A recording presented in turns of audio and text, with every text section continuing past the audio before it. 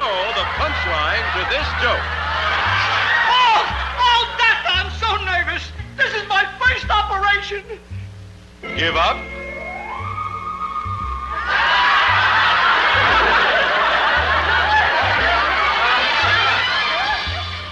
Hombre, por lo que me traes diría que el capítulo de Catástrofe de hoy va de risas. Exactamente, y esto que has escuchado es pura historia de la televisión. Suena como una vieja comedia de tele americana, ¿no? Sí, pero antes de decirte lo que es, quiero que me acompañes en un viaje en el tiempo, ¿vale? Vale. Venga. Estamos en la década de 1950, en los estudios de la cadena CBS, y vemos a un tipo que pasea con una caja. A finales de los años 50, en los pasillos de lo que era la televisión americana, había una figura que paseaba con una caja sellada, que no, él muy celoso de sí mismo llevaba un objeto de un lado para otro, y resulta que este hombre era un técnico de los más solicitados en lo que es el entretenimiento televisivo. O sea, tenemos a un técnico paseando por los pasillos de la CBS con una caja súper grande, ¿no? ¿Qué hay en la caja? Espérate, vamos poco a poco. La máquina en sí, lo que llevaba era una especie de combinación entre una máquina de escribir, un órgano y una mesa de edición. Entonces era un aparato con teclas y con pedales. Con teclas y pedales. ¿Y qué era eso? ¿Una especie de pianista? Mucho mejor. ¿Estás preparado? Tenía una caja llena de risas. Hostia, ¿cómo que una caja llena de risas? Eso es. Según está registrado, tenía 320 risas en 32 cintas. Pero claro, este hombre era muy celoso y no permitía que nunca nadie viese ni lo que era su máquina para hacer risas, ni que nadie trasteara con ella. Creo que solo la podía tocar su familia y dos colegas que tenía, que eran dos colaboradores. Bueno, pues este señor era un técnico de sonido de la CBS y tenía pues este don muy especial. 320 risas grabadas en su caja mágica. O sea, era un poco el rey de la risa. El puto rey de la risa. El caballero tenía el monopolio de lo que es la risa. El hombre con esta caja lo que hacía era dulcificar los shows. Era un hombre al que requerían todos los productores. Era el único que trabajaba en esto y se llamaba Charlie Douglas y es un técnico de sonido. Es el hombre que se encargaba de introducir las risas enlatadas en los programas de televisión. Hostia, con Charlie, qué bien. Pues acabamos de conocer al inventor de las risas enlatadas. No sabes cómo me gusta verte tan entusiasmado. Este tipo durante 2 décadas pondría las carcajadas falsas a las series de televisión de más éxito. ¿Te apetece saber más? ¿No? Todo, claro que sí. La historia es maravillosa. Yo soy Ángel Martín. Yo soy Berto Romero. Y esto es... Catástrofe ultravioleta. Catástrofe ultravioleta. Bueno, pues en el capítulo de hoy vamos a hacer un... Espera. Corta, un momentito. Usurpación. ¡Usurpación! ¿Eh? ¿Qué pretendéis? ¿Adueñaros del podcast o qué? Pero qué arruinar el podcast. Habéis dicho vosotros que lo presentáramos nosotros, tío. Sí, hombre, yo recuerdo perfectamente la propuesta. No. Presentadlo vosotros, hacedlo Esto vuestro. ha sido un terrible malentendido. Malentendido los cojones. No hace falta que os vayáis, podéis quedaros por aquí. Ah, muchas gracias. Además, hoy vamos a hablar de humor, con lo cual los vamos a necesitar, así que... Qué convenientes. Vale. Bienvenidos a una nueva edición de Catástrofe Ultravioleta. Conducido por Javier Peláez y Antonio Martínez Ron. Con la presencia especial de Ángel Martín y Berto Romero como Berto Romero.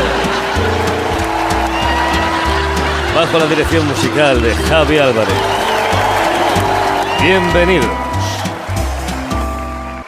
Bueno, venga, a ver si nos centramos. Estamos en Catástrofe Ultravioleta. Un programa que no sería posible sin la ayuda inestimable de quienes creísteis en nosotros e hicisteis posible esta segunda temporada. Ni tampoco gracias al apoyo incondicional de la Cátedra de Cultura Científica de la Universidad del País Vasco y de la Fundación Euskampus. Y como os han adelantado Ángel y Berto hace un momento, hoy vamos a hablar de risas. Estábamos contando la historia de la caja de las risas, pero habíamos olvidado presentar a nuestro guía. Bueno, dejemos que se presente él. Soy Diego Cuevas y me dedico a escribir sobre temas de cultura pop. Diego es especialista en estos temas culturales y nos contó esta historia hace algún tiempo en la revista Hot Down en un artículo titulado No sabes cuándo tienes que reírte. Un artículo sobre Charles Roland Douglas, el tipo que metía las risas enlatadas en todos los programas de televisión de éxito entre los años 50 y 60. Que cualquier cosa que tenía risas entre finales de los 50, sobre todo en los 60, que es donde más trabajó, hasta principios de los 70 la había hecho él. Era el hombre que lo editaba todo. Entonces, Embrujada, La familia Monster, La tribu de los Brady, más los dibujos animados también. Pero una cosa, ¿de dónde sacaba este hombre las risas? Pues las grababa de diferentes espectáculos en los que había público y luego las reutilizaba.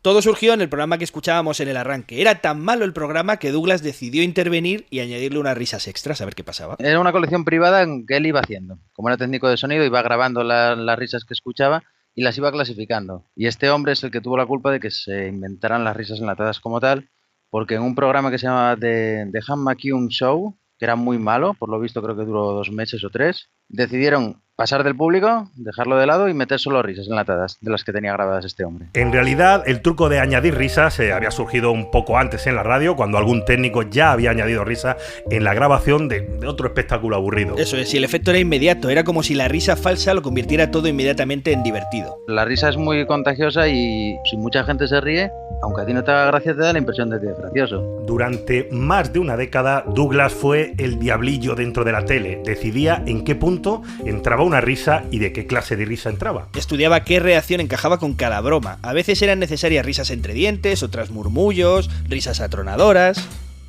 Cuando digo que las iba clasificando es porque este hombre lo que quería era una risa atronadora, quería una risa en murmullos, quería una risa contenida, porque claro, su trabajo consistía en añadir risas a los shows y él debía decidir en cada uno de los shows qué tipo de risa hacía falta. Su trabajo era tan metódico que normalmente tardaba un día entero en preparar media hora de programa. Empezó a cogerle el tranquillo y si un chiste era rebuscado, metía carcajadas a destiempo como si el público fuera pillando la broma poco a poco.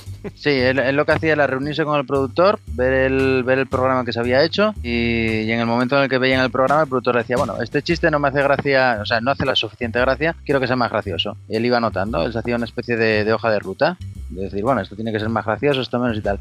Y luego el tío demandaba que lo dejasen solo, se metía allí con su caja y editaba. Y con la máquina que tenía, esta especie de máquina de escribir órgano, se dedicaba a ir añadiendo poco a poco las risas. Fíjate hasta qué punto puede influir una buena edición que puede convertir en gracioso algo aburrido. El hombre lo que llegaba a hacer era pulir, ¿sabes? Si un chiste era malo, pues metía risas más atronadoras para que pareciese más gracioso. También hacían lo contrario, también lo que hacían era limarlo. Si en algo pues había demasiado ruido, en caso de que se hubiese grabado con público, porque claro, un programa podía ya tener risas de por sí y él o las aumentaba o las disminuía.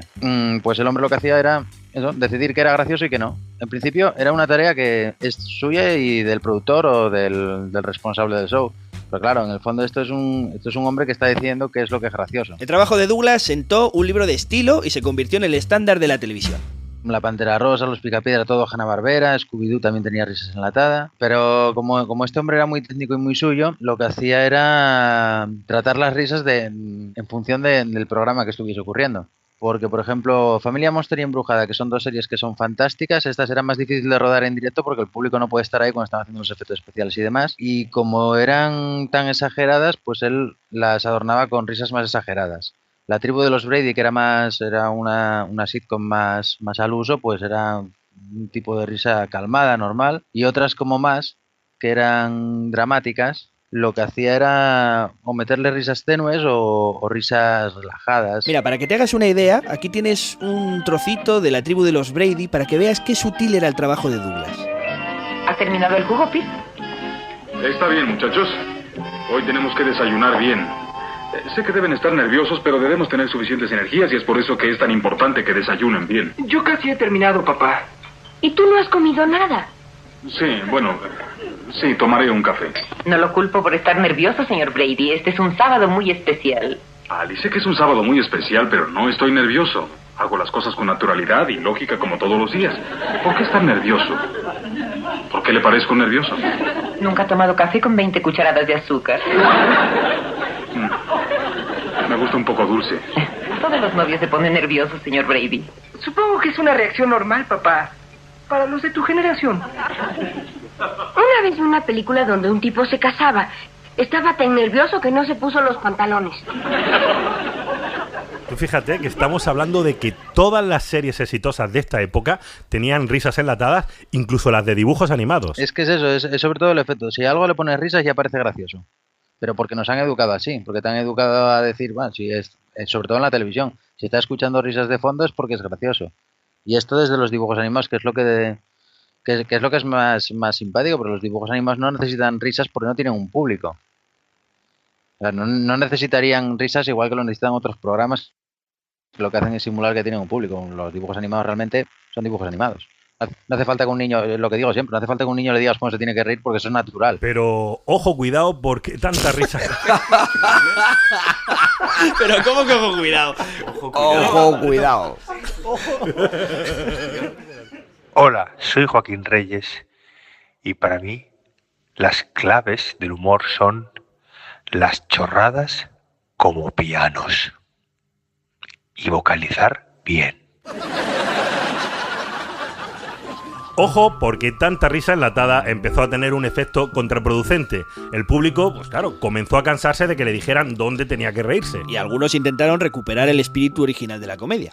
Pues empezaron a aparecer series que lo que decían era esto se ha rodado con público real. E intentaban, pues, eso, darle una especie de prestigio. Es decir, no es artificial. Aquí, si esto te hace gracia es porque te hace gracia de verdad, no es porque te lo marquemos nosotros. Lo más interesante es que las risas enlatadas cambiaron la forma de actuar de los actores, que tenían que quedarse en silencio. El problema a la hora de editar y añadir risas enlatadas es que cambia completamente cómo modifica todo el modo de escribir la comedia. Es decir, ya los actores no tienen un diálogo normal, tienen un diálogo en el que paran a esperar al público a que acabe de reírse.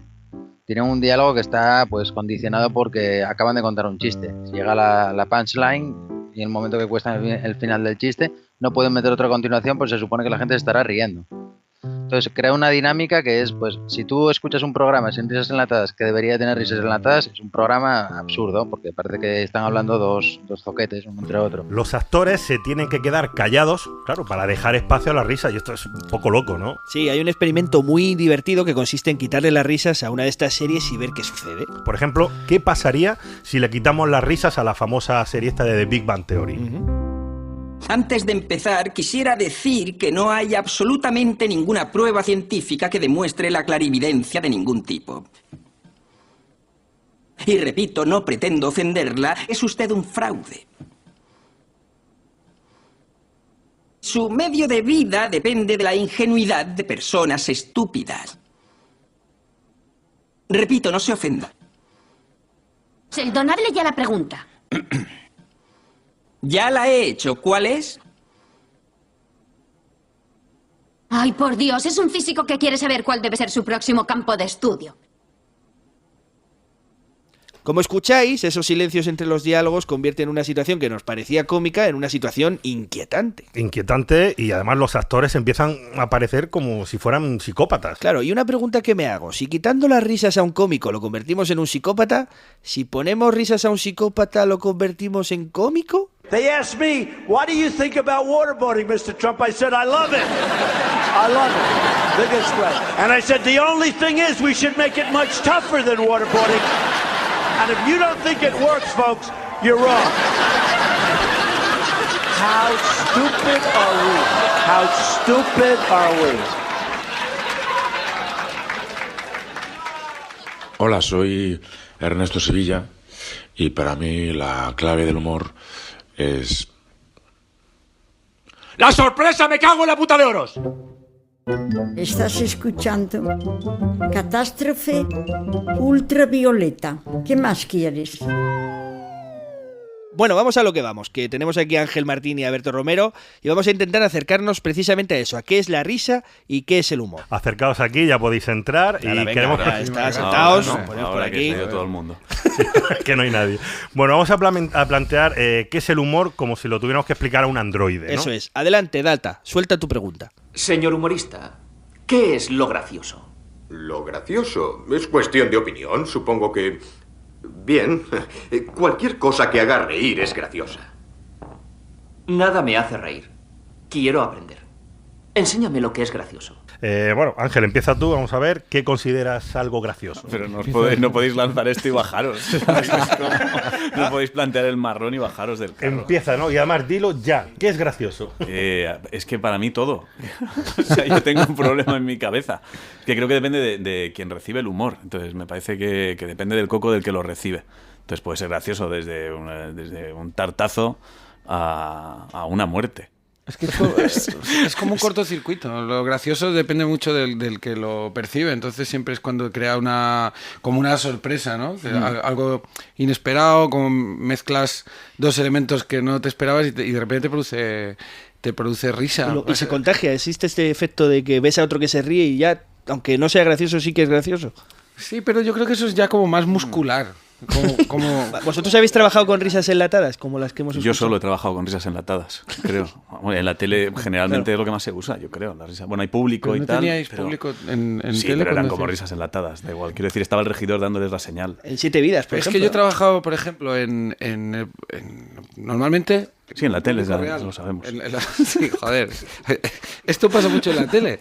Y cuando estás con otros cómicos que no te dejan hacer pausa dramática, creen que se te ha olvidado el texto o que no sabes qué decir y entran como perros a por un bistec.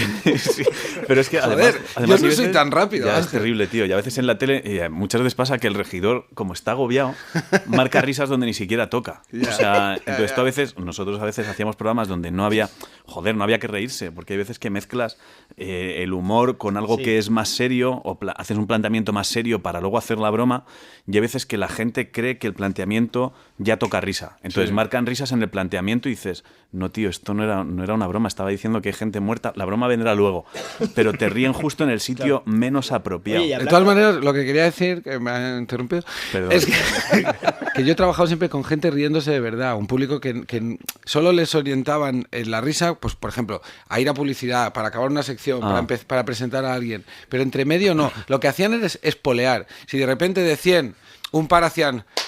Entonces el regidor hacía, venga, vamos todos con él, ¿no? Oye, pero un momento, he estado en un programa que no quiero decir cuál es, pero que hay gente profesional. El público que ríe de pago es muy, muy inquietante, porque hay gente mirándose las uñas y no les indican dónde tienen que reír, sino que ellos ya más o menos lo saben. A veces por tono, por el tono del presentador o del colaborador. Sí, cuando acaba en alto, ya, eso ya es un chiste. Y se oye... ¡Oh! Claro, yo es que casi siempre he tenido público de ese. Y eso a mí me produce pánico. Porque además es gente que... o sea, yo creo, y no es broma, ¿eh? O sea, se despistan, lo que dices tú, están a su bola y entonces ya tienen como la rutina, pero hay veces que si llevan mucho tiempo sin reírse, creen que les toca. Entonces inmediatamente se ríen, en serio. Entonces es muy desconcertante. Había una anécdota de teatro que contaba un actor que decía, un tío que se quedó dormido, salió a escena, porque él pensaba que llevaba mucho rato sin salir y le tocaba, salió a escena a decir la frase que era el rey ha muerto, y vio salir al rey por las escaleras de arriba del escenario, y el tío miró al público y dijo, pero ya se encuentra mucho mejor, y se fue. Entonces, el público de pago le pasa un poco eso, ya tienen la rutina de cuándo hay que reír, y si consideran que llevan 1 minuto y medio sin reír, entonces están allá los oídos, y entonces si hay alguien despistado detrás también se ríe, entonces es una cadena delicada. Y se cuenta mucho en tele esto de que las risas que se utilizan son de gente de los años 60, de los 70, que probablemente ya esté muerta, ¿no? Este efecto macabro de que se ríen de tus chistes, no los muertos están a punto. Por las fechas. A mí nunca me afectó hasta que me lo dijeron. Entonces es como cuando estás en una casa y vives bien y te dicen, pues aquí murió una señora. Y estas risas tienen 70 años. Este ruido como la comedia señora. zombie, ¿no? Un género nuevo. Sí. Pero ¿hay risas de verdad? Porque yo he visto en los programas, sé menos, aplausos es cierto, ¿no? Sí. Pero ¿hay cartel de risas? Yo no he visto eso. Y lo de hacer las pausas para meter las risas, ¿lo habéis hecho o lo habéis visto hacer? Ese diálogo inquietante en el que hay un silencio entre lo que dice un actor y lo que dice el siguiente. Pero yo creo que es para que proceses más la información que te acaban de dar y valores tú si puede haber una broma o no. Quiero decir, hay muchas veces que haces un planteamiento que en teoría estás en un ambiente que dices, hostia, ¿eso por qué lo ha dicho aquí? Porque de pronto es como una cortada de rollo, no tienes la risa, porque a lo mejor eso todavía es incómodo, y te dejan, yo creo, una especie de tiempo de decir, lo que venga ahora puede ser una risa o no.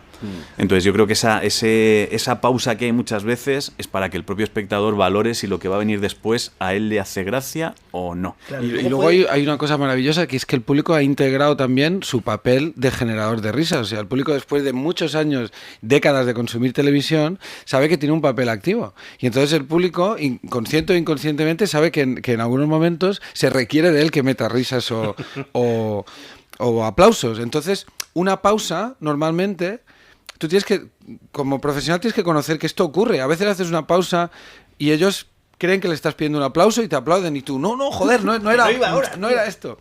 Y se establece una dinámica perversa de gente que cree que quieres que le aplaudas y tú no.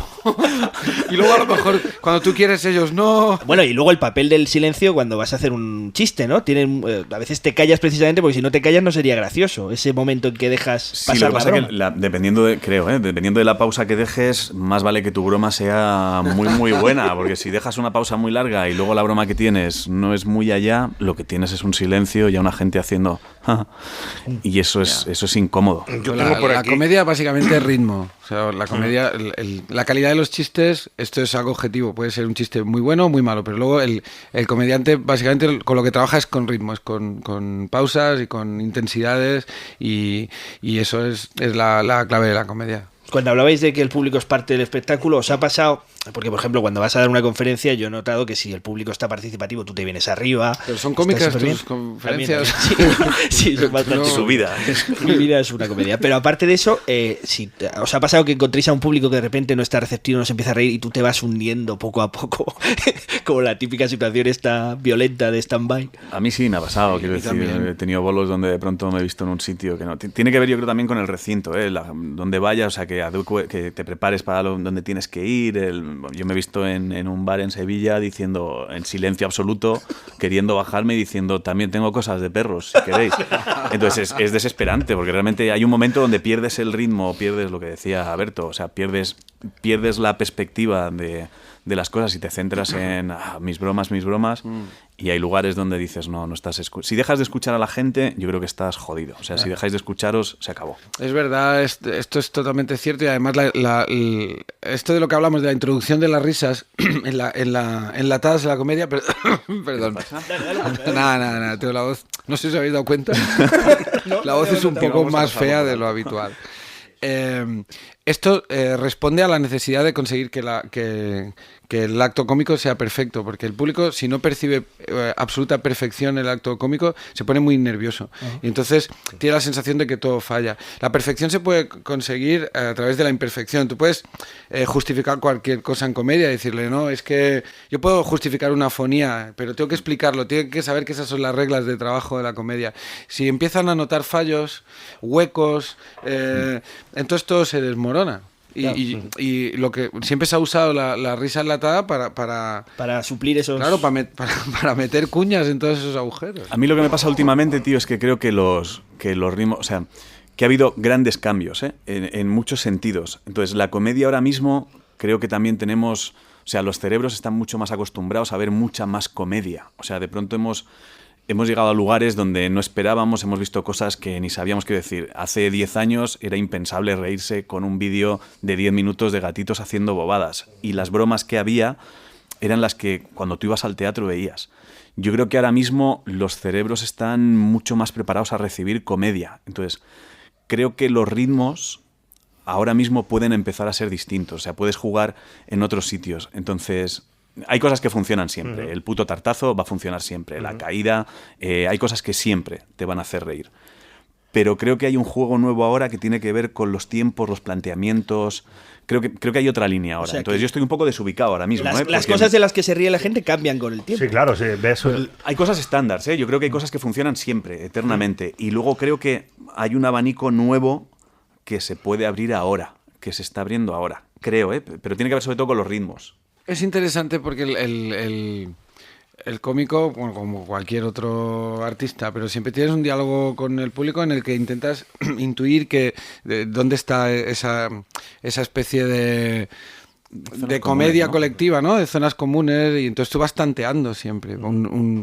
No sé esto un neurólogo cómo lo explicitaría. Oye, pues ahora que citas lo del neurólogo, justamente este programa surgió de una pregunta de Ángel. Un día estábamos en su casa y me dijo, oye, esto del cerebro con la risa, ¿cómo funciona? ¿No? Y entonces me puse a investigar y hablé con un neurocientífico gallego que estudia precisamente los casos patológicos de risa y la risa desde el punto de vista neuronal. Se llama Manuel Arias y lleva estudiando la risa, las regiones que activa en el cerebro e incluso el potencial de la risa como indicador de una enfermedad.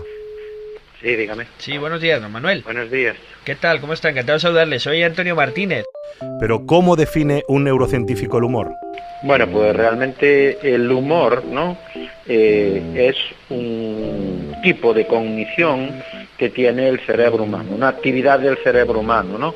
Y entonces es una actividad, digamos, de alto orden, Tarda tiempo en desarrollarse tanto la capacidad de percibirlo como de producir, ¿no? Por ejemplo, hay juegos de palabras, cosas que despierten esa sensación en los demás.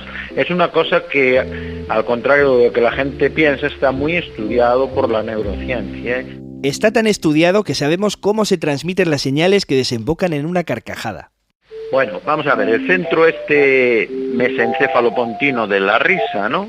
Que está ahí en el tronco cerebral, pues lógicamente a través del nervio facial, del nervio otro que se llama vago, que es el décimo par, las raíces nerviosas de la médula cervical, hace que se contraigan unos músculos de la cara. Uno de ellos se llama risorio, que ya lo describió un anatomista que se llamaba Santorini, pero hay otro músculo, el cigomático, que eleva la comisura bucal hacia arriba, entonces la boca se pone como cuando reímos, se cierra un poquito la hendidura palpebral y tal, y estos músculos que hacen que se contraiga el diafragma, por ejemplo, ¿no?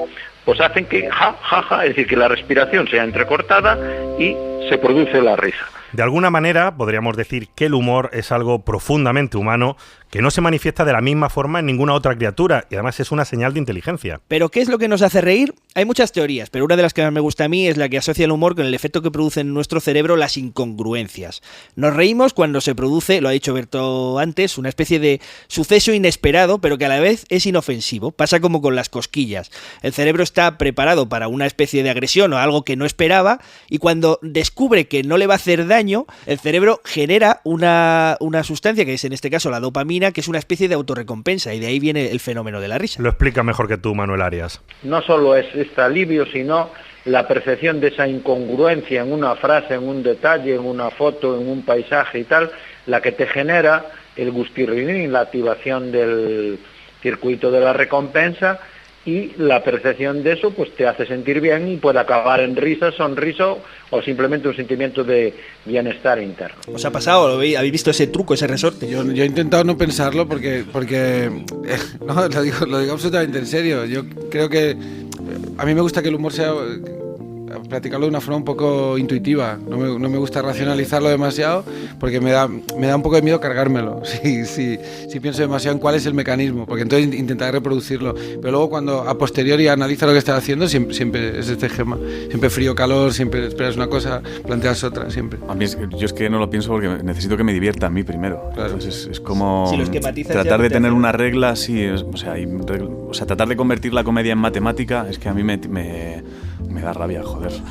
Pero lo haces. Tú, por ejemplo, en Solo Comedia, rompes las estructuras de la gente mentales de lo que podría pasar, pero de una manera brutal. Pero no es buscado. O sea, claro. Es decir, a mí lo que me divierte es coger a gente en el punto más complicado o más extraño de su vida. Es decir, yo creo que todos tenemos un día a día, o sea, al final tú coges cualquier personaje que tenga una rutina y te parece que es aburrido, a menos que a ese personaje lo cojas en un momento donde tiene que tomar una decisión. Es decir, tú puedes hacer una historia sobre gente que va a una clínica de fertilidad, puedes coger a esa persona sentada en un sofá diciendo me han puesto el semen de otro.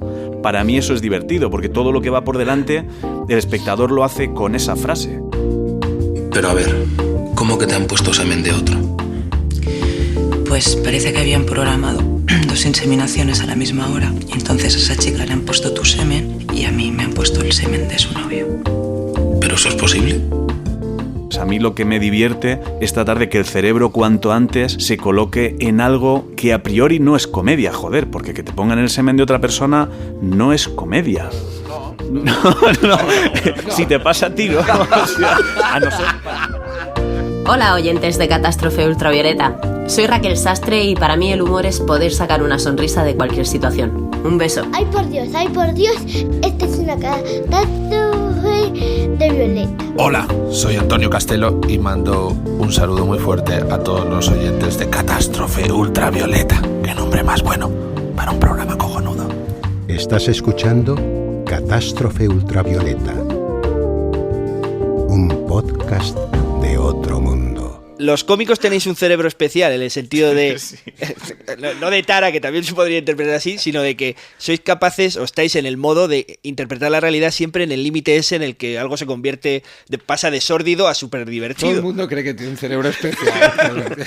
Vas a tener un cerebro especial. Lo que pasa, pues como todo el mundo tenemos un cerebro especializado, cada uno lo suyo. Entonces, claro, al final, si tú estás toda la vida poniendo a tu cerebro en la tesitura de ir buscando siempre tipo de choque de trenes, conexiones raras que estimulen este mecanismo, pues... A mí me da la risa a veces, o sea, me da la risa en lugares donde a otra gente no, pero porque creo que llega un momento donde también tienes la capacidad de tratar de ver cuanto antes la risa para no joderte también. Eso es otra pregunta, ¿cómo se prepara un chiste? Es decir...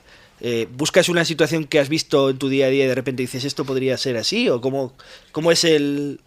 Cuenta tú si quieres. Yo es que la comedia está ahí, es que no, o sea, creo que hay veces donde está, o sea, te puedes sentar para hacer monólogos, yo, por ejemplo, creo que sí que hay que sentarse porque es un recorrido un poco más largo y tiene más tiempo, pero en tu día a día yo es que creo que la propia situación te lleva a la risa, o sea, no tiene más. Yo acabo aplicando algo de método a todo esto porque yo lo que intento hacer es separar mucho la parte creativa de la racional y esto del... no sé qué parte del cerebro, derecho o izquierdo, ¿no? Vosotros lo sabéis mejor, ahí...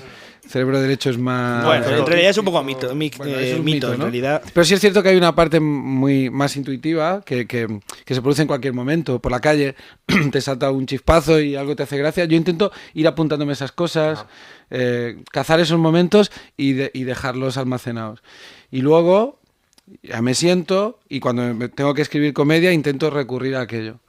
Y entonces a partir de ahí lo organizo, lo estructuro, lo veo con frialdad, luego igual lo dejo y vuelvo otra vez. Claro, y una cosa, ¿a los cómicos os pasan cosas más graciosas que a los demás? Hombre, claro, por el efecto halo. Sí, yo creo que claro, sí, porque, el efecto por ejemplo, halo. a ti Berto, me encantan tus monólogos, ¿no? Y hay uno que cuentas... ¿A mí tus programas? Hay uno que cuentas de una piscina que hay un tipo que le metes una hostia enorme, es cierto, ¿no? Claro, eso es cierto. Eso, digo yo, ¿será verdad? No será verdad. Digo, conociéndolo ya un poco como lo voy conociendo, digo, le habrá pasado. El carril de una piscina de gimnasio no es muy espacioso. Si nadas como yo de forma agónica, estilo espasmo, no es muy espacioso y el carril justea. El carril justea y es de doble sentido. Entonces, yo iba para allá y un tío venía para acá. Entonces yo iba yendo para allí y el tío venía viniendo para aquí. Le metí una hostia. Con la mano así, le metí una hostia. Que con el plástico de la cabeza hizo ¡splashka! Hizo un ruido súper guapo que hasta le metí 2 veces para disfrutarlo. Porque me morí. ¡Pah! Pero con toda la mano así. ¡Ja! Es que a la gente lo que le fascina, al público le fascina la ilusión de verdad. O sea, le encanta pensar que eso puede ser así. Pero no importa demasiado si lo es o no. O sea, tú llegas a una historia cómica, a lo mejor a partir de la fantasía de qué hubiera ocurrido si aquel día, en aquello que te pasó, hubiera sido un poco más allá. Claro. Entonces, si la base es cierta, si la base es más o menos real, tú tienes más verdad explicándolo. Aunque luego a lo que has llegado al final no lo sea tanto. Pero a la gente le hacen mucha gracia muchas más cosas de ti solo porque creen que debes serlo. Antonio Ozores decía, yo me voy a tomar un café por la mañana al bar y me estoy tomando un café y viene gente y me decía, Antonio, aquí usted siempre con sus cosas, tomándose un café. Y decía, yo me estoy tomando un café, coño.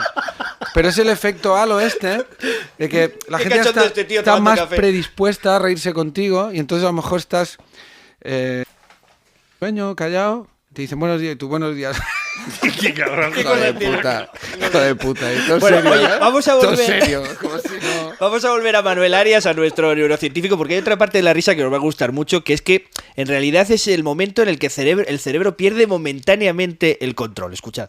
La risa es un fenómeno, digamos, de fallo de inhibición. Eso que comentaba hace poco, de que iban 2, se cae el del medio, es decir, van en un entierro, ¿no?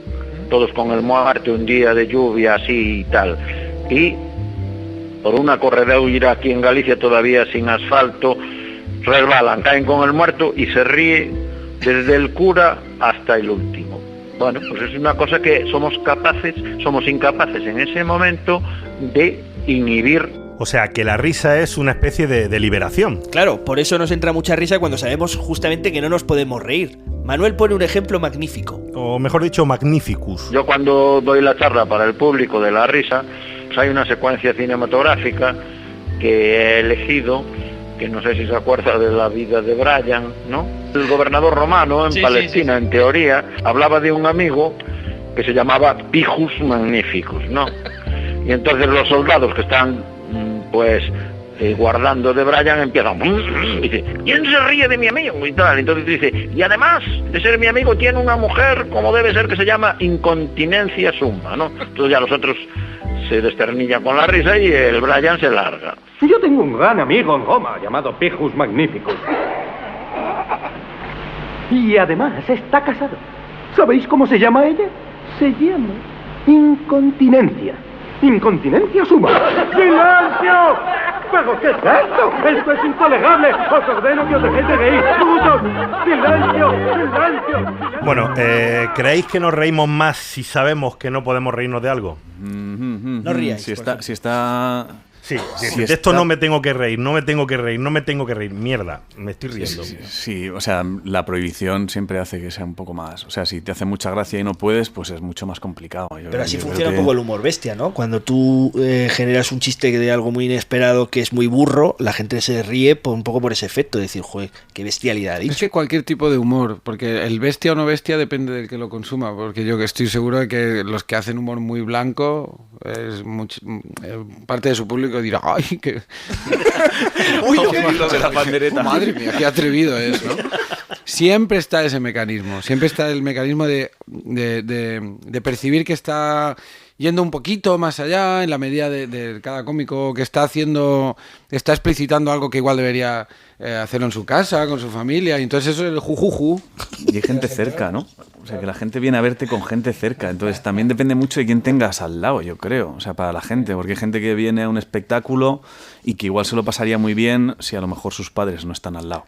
Claro. Porque tú estás haciendo a lo mejor unas bromas que él se divertiría mucho, pero con la gente que tiene al lado igual no se puede reír tanto y hay como un momento incómodo.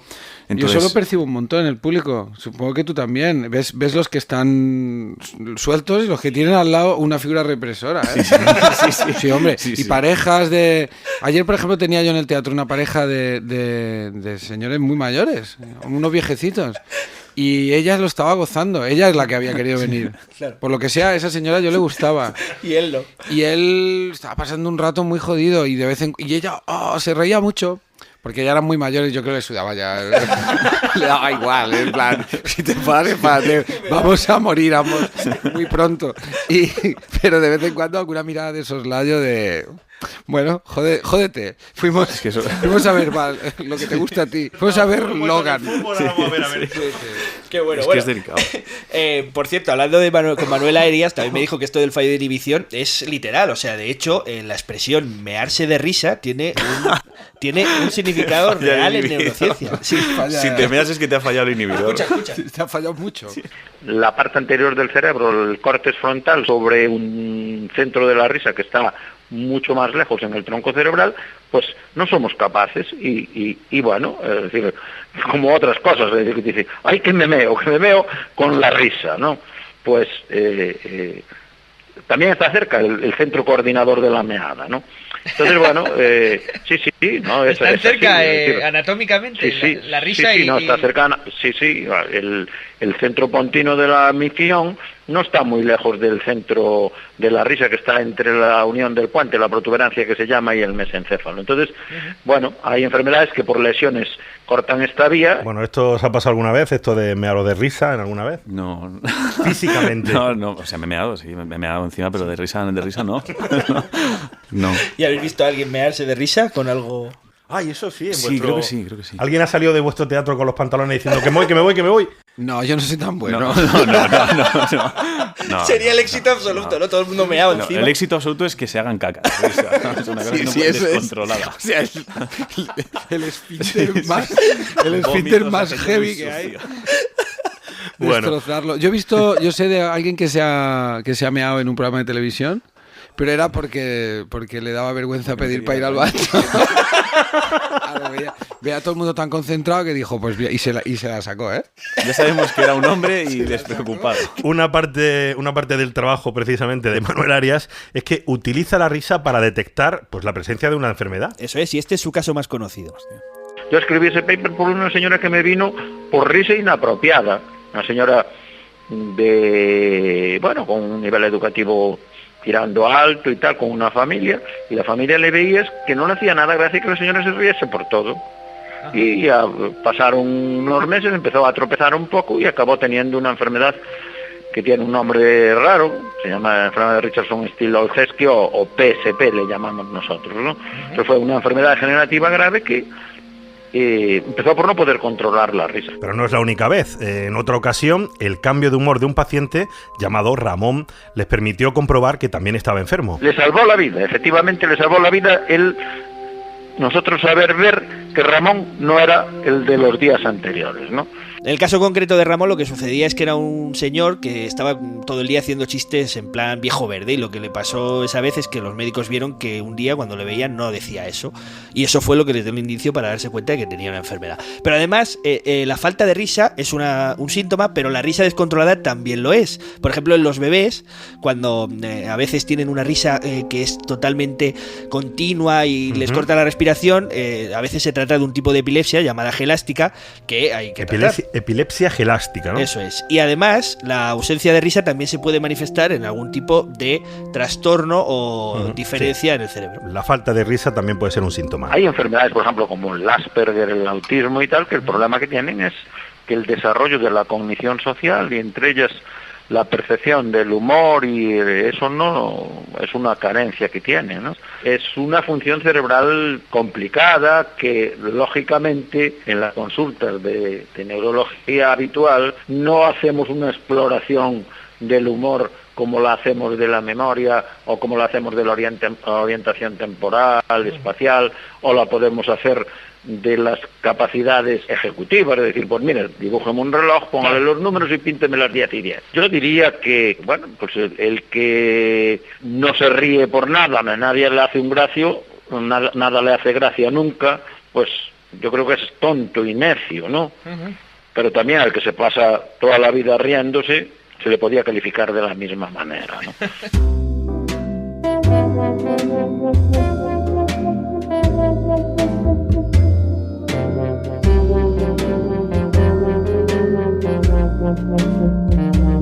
Estás escuchando Catástrofe Ultravioleta, un podcast de otro planeta. Ahí en nada. Hola a todos, somos Fábrica Fan, una tienda de ropa, libros, música, gadgets situada en el casco histórico de Santiago de Compostela. Patrocinamos este podcast de Catástrofe Ultravioleta porque es casi tan bueno como nuestra tienda y porque somos desde hace tiempo también super fans del programa.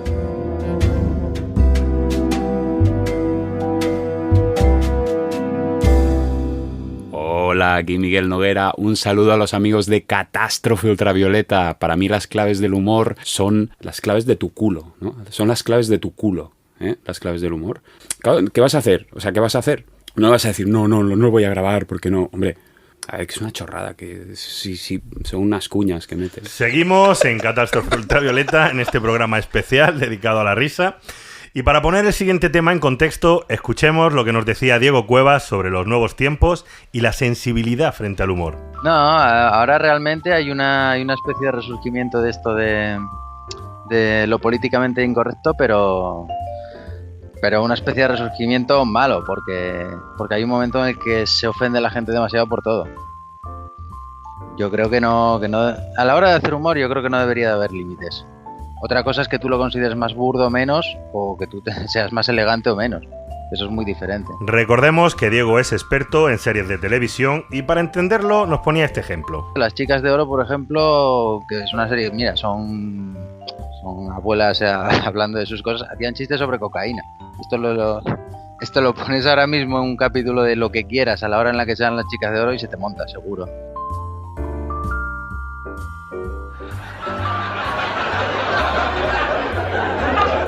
They got my jewels.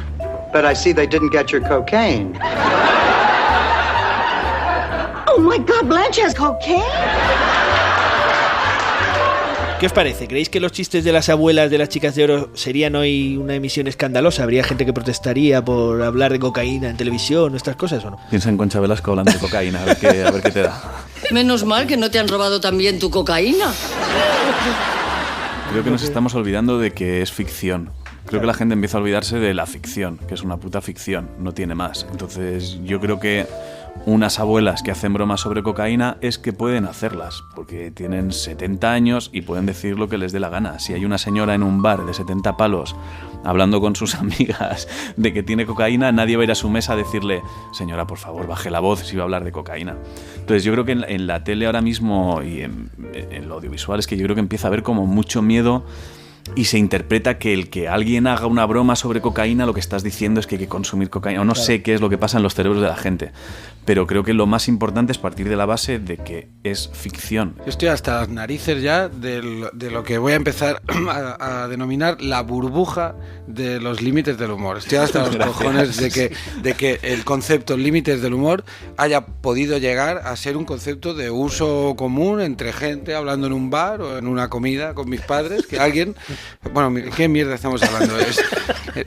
Ha sido dinamitado absolutamente el concepto contexto, que es lo único... Sí.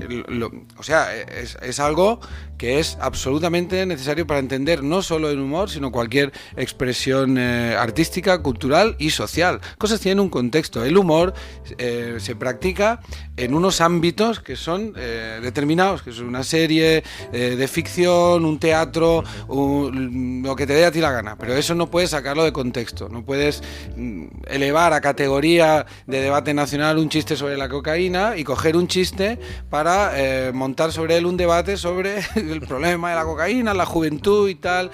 Y se han empezado a mezclar ámbitos y conceptos de una forma muy peligrosa. Es que es absurdo y es muy peligroso que esto llegue a los que hacemos comedia, porque de repente empiezas a sentir miedo, empiezas a sentir inseguridad. Mi nombre es Patricia Sornosa y para mí la clave del humor es la libertad. La libertad de la persona que hace comedia a la hora de elegir temas y su forma de exponerlos, ¿no?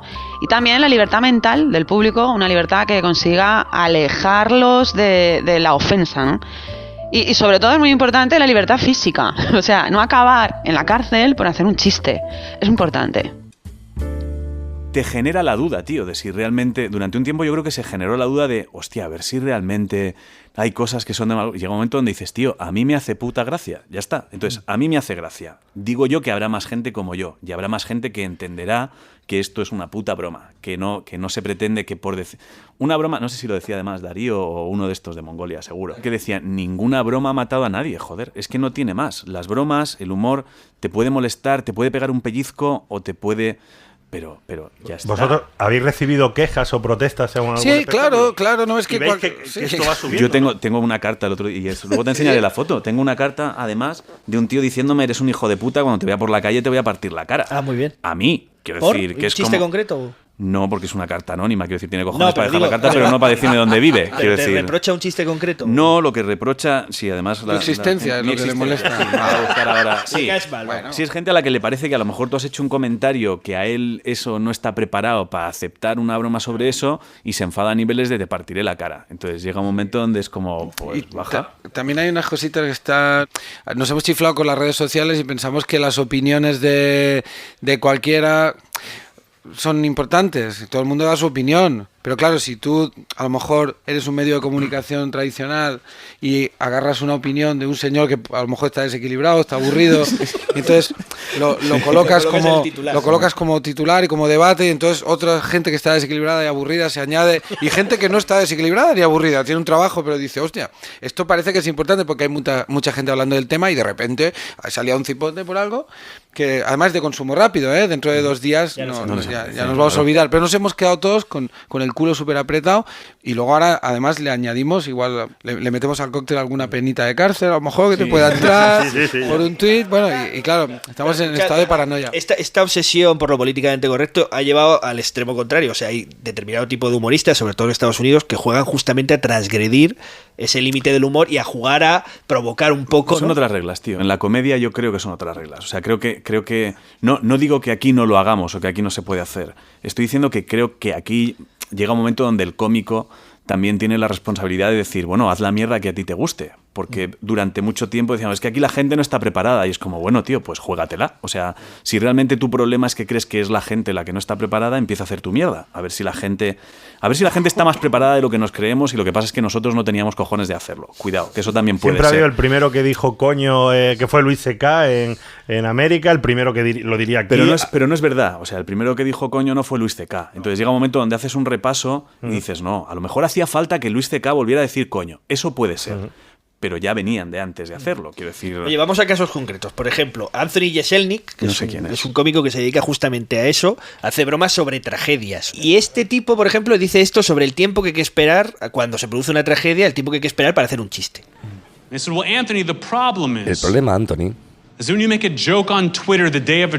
que cuando haces un chiste en Twitter el día de la tragedia, parece que te estás burlando de las víctimas.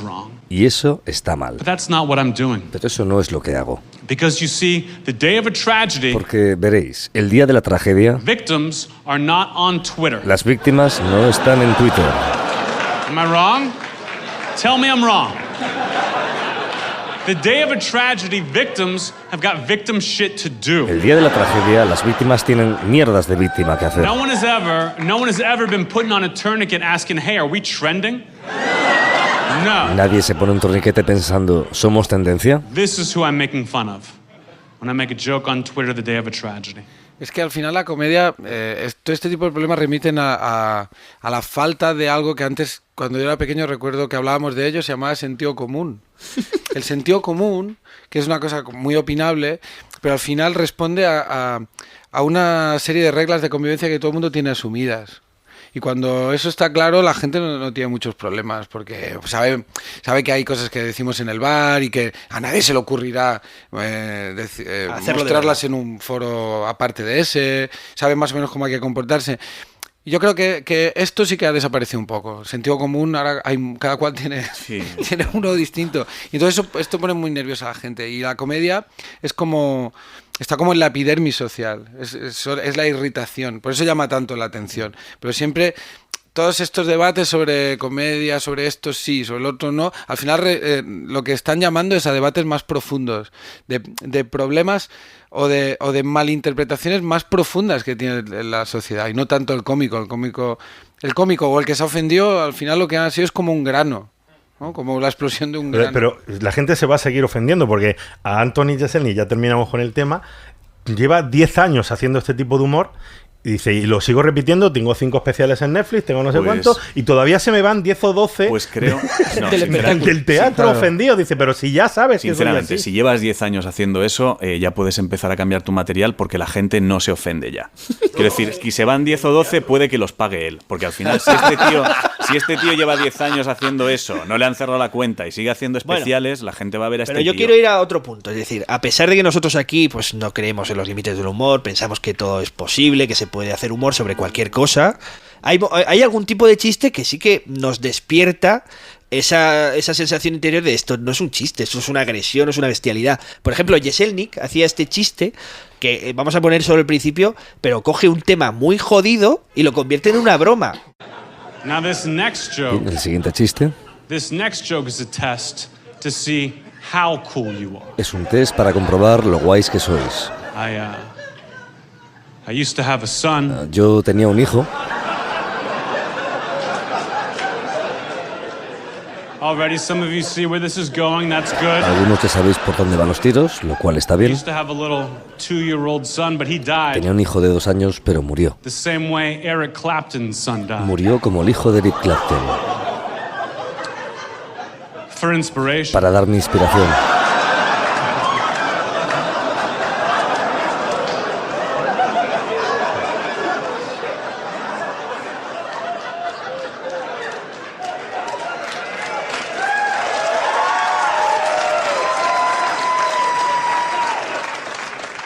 ¿A vosotros qué os parece? ¿Hay algún tema que sí os pone incómodo? Imagino que a todo el mundo hay alguien que sí le pone, ¿no? Claro, sí.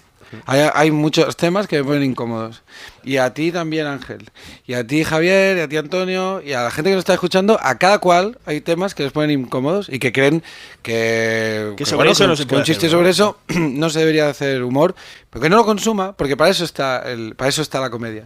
O sea, yo cuando era chico, mis amigos querían ir a ver conciertos de punk y yo no quería, porque sabía que si me metía ahí dentro me daban empujones. A mí no me gusta que me empujen y la presión social era alta en mi grupo de amigos. ¡Ah, eso mola un montón! No me gusta que me empujen. Pues con la comedia pasa un poquito lo mismo. No la consumas, pero no puedes delimitar dónde está lo que empieza a ser risible y lo que no, porque entonces esa vara de medir, ¿quién la coloca? No podemos... Como cada cual tenemos un límite en un momento o en un lugar, no vamos a poder... No hay nunca un límite que estemos todos de acuerdo. No podemos establecerlo. Yo Siempre creo que habrá alguien que se ría. No se puede. Siempre habrá alguien que se ofenderá un poquito más que tú.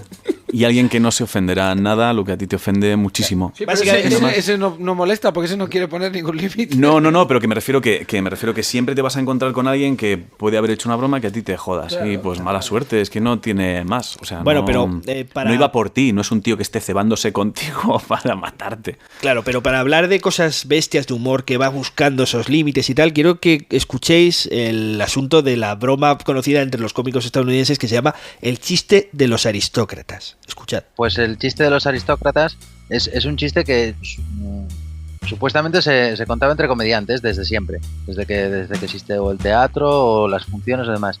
Y es un chiste que unos comediantes se contaban a otro, pero era totalmente secreto.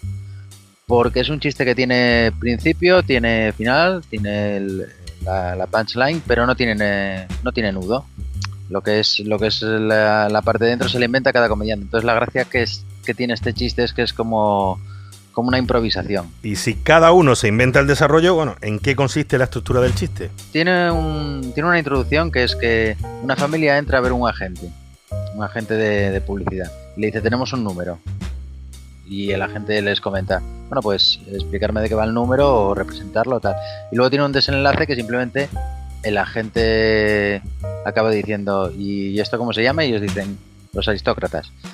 Entonces, es un chiste que como tal no tiene gracia, pero en la parte central cada humorista coge a la familia y le hace o mete chistes guarros, mete escatología, mete incesto, mete las burras más grandes que se le ocurren. E intenta hacer reír al público a partir de pasarse, desmadrarse mucho, de exagerar mucho las situaciones y sobre todo de ser muy, muy bestia. Entonces, por eso se suele decir que es el chiste más incorrecto que existe, porque depende de cada persona, del intérprete que lo cuente, hasta qué límite se puede llegar. Bueno, si buscáis en YouTube hay un documental sobre esta broma de los aristócratas y los chistes, que los hacen algunos cómicos bastante conocidos, son una barbaridad increíble. El humor en este caso, en el caso del chiste concreto, la gracia está en hacer sentir incómoda a la gente. En contar algo tan bestia que digas, hostia, no me puedo reír, pero es que es muy gracioso. Esta modalidad de humor, de jugar con lo desagradable y así, ¿qué os parece? A mí toda la marranada mentira. Es que la marranada sigue siendo graciosa, aunque te rías cuando tienes 2 años, el pedo, el culo, la caca, sigue. Tiene muy mala prensa, la gente te dice, no necesitas hacer chistes de estos. Como... Tú eres más inteligente que esto, no necesitas.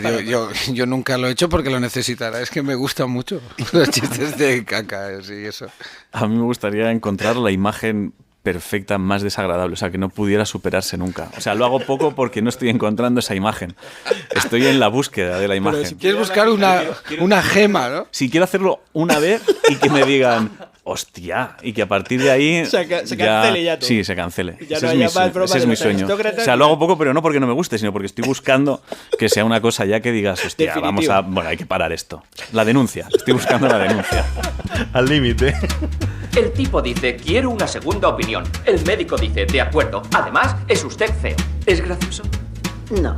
Y hasta aquí nuestro programa de Catástrofe Ultravioleta. Queremos agradecer una vez más vuestra infinita generosidad que ha permitido que esta segunda temporada de Catástrofe Ultravioleta sea posible. Y agradecer también el fiel apoyo que nos han prestado desde el principio la Cátedra de Cultura Científica de la Universidad del País Vasco y la Fundación Euskampus. Recordamos que podéis escuchar el resto de capítulos de este podcast en nuestra web catástrofeultravioleta.com. Y en la edición y creación de músicas y ambientes, aunque mucho menos importante, estuvo nuestro catastrófico Javier Álvarez. ¡Aloha, pelirroja! Yo no soy Antonio Martínez Ron. Y yo, por supuesto, no soy Javier Peláez. Yo no tengo ni idea de quién soy. Yo tampoco ya. ¡Hasta la próxima!